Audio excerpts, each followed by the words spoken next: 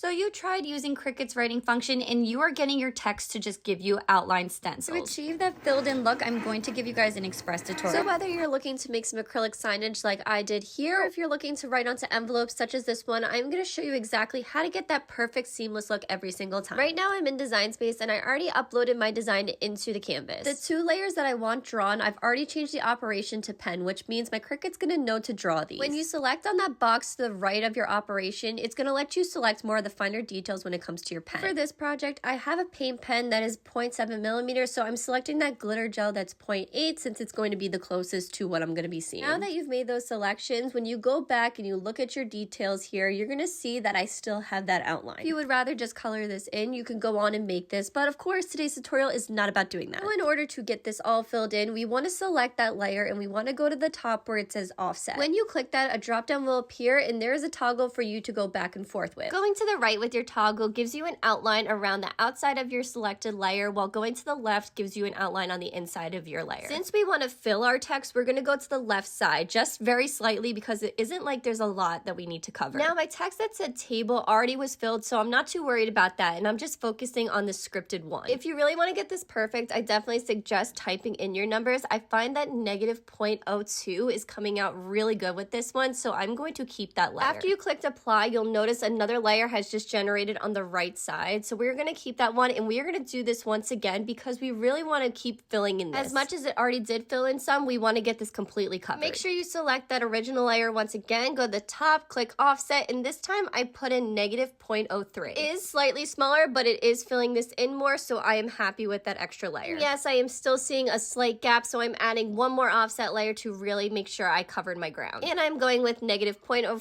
for that layer. Now currently, so you guys can see, I do have my text scaled up at the moment. Since I'm going to be scaling this down, I know it's not going to be as big as it is, so it is going to take away that negative space that I still see in my text, so I'm not worried about that. Before I go and scale this down though, I want to attach all my offsets just to stay organized. So in my right tab where all my layers are, I am going to select all of them by holding down shift, right click, and then hitting attach. We'll just assure that nothing moves on us as far as the placement of the fills we just made. Now to make sure none of our design moves, I am just going to attach all of those layers currently, but we still have that small attachment of our offset, so I'm going to label that to not get confused. Then I'm ready to click make and send this off to create my design. And that's all I got for you guys on how to go about filling your text with your Cricut. Make sure to give this video a save so you can try this out next time you go ahead and write with your Cricut.